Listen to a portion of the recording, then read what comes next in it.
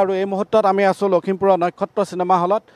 অসমৰ ভিতৰতে দ্বিতীয়টো দৰ্শনী আগবঢ়াব লখিমপুৰৰ নক্ষত্ৰ চিনেমা হলে।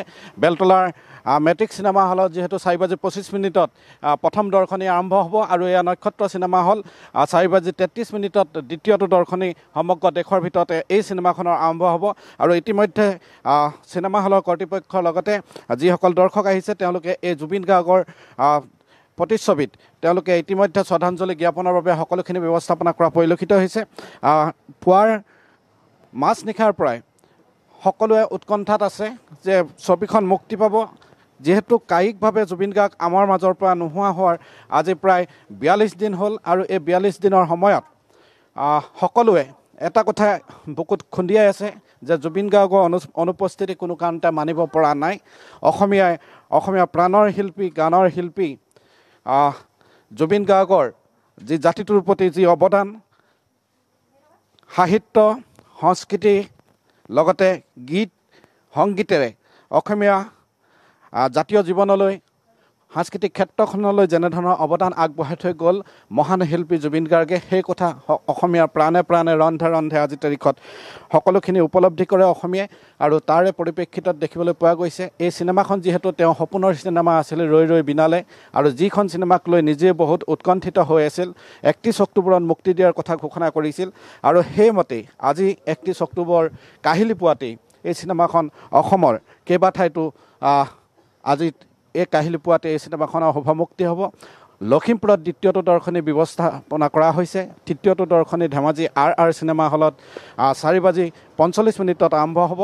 আৰু চতুৰ্থটো দৰ্শনী ঢেকীয়াজুলি নক্ষত্ৰ চিনেমা হলত 5 বজাত আৰম্ভ হ'ব। এনেধৰণে সমগ্ৰ দেশ আৰু বিদেশতো এই চিনেমাখনৰ শুভমুক্তিৰ লগে লগেই এক অভিলেখ গঢ়িবলৈ সক্ষম হৈছে, যিহেতু জুবিন গাৰ্গ নিজেই এক অভিলেখ আছিল। উৰে জীৱন এক অভিলেখ তেওঁ তৈয়াৰ কৰি সৃষ্টি কৰি থৈ গৈছে। সাহিত্য সংগীতেই হওক বা কলা সকলো দিশতে তেওঁ আগবঢ়াই থৈ গ'ল বৰঙণি। গতিকে এই মুহূৰ্তত কেনেকুৱা ধৰণৰ অনুভৱ হৈছে? বৰ সুন্দৰ অনুভৱ।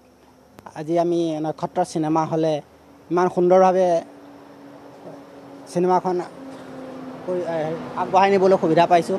আৰু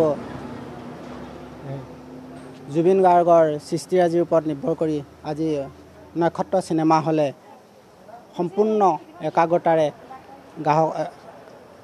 দৰ্শকক চিনেমাখন দেখাবৰ কাৰণে আপ্ৰায়িত হৈছে। আৰু তেওঁলোকে ইতিমধ্যে সকলোখিনি ব্যৱস্থাপনা কৰিছে, দেখুৱাইছোঁ। এয়া কণমানি লৈ আহিছে। চাবা ন চিনেমাখন? জুবিন মামাক চাবলৈ বৰ হেঁপাহ নহয়?